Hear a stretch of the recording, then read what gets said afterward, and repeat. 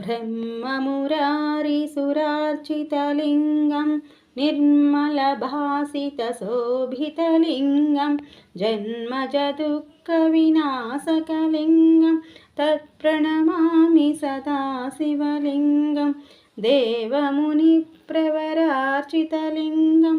कामदहनकरुणाकरलिङ्गं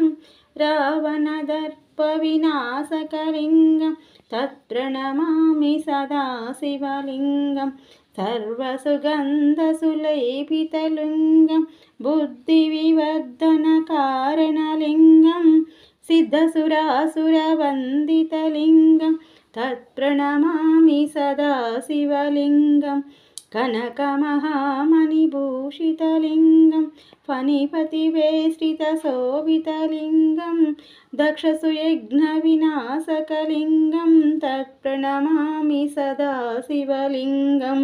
कुङ्कुमचन्दनलेपितलिङ्गं पङ्कजहारसुशोभितलिङ्गं सञ्चितपापविनाशकलिङ्गं तत्प्रणमामि सदा शिवलिङ्गं देवगणार्चितसेवितलिङ्गं भावैर्भक्तिभिरेव च लिङ्गं दिनकरकोटिप्रभाकरलिङ्गं तत्प्रणमामि सदा शिवलिङ्गम् अष्टदलोपरिवेष्टितलिङ्गं सर्वसमुद्भवकारणलिङ्गम्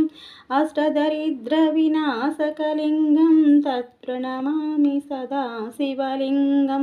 सुरगुरुसुरवरपूजितलिङ्गं सुरवनपुष्पसदार्चितलिङ्गं परमपदं परमात्मकलिङ्गं तत्प्रणमामि सदा शिवलिङ्गं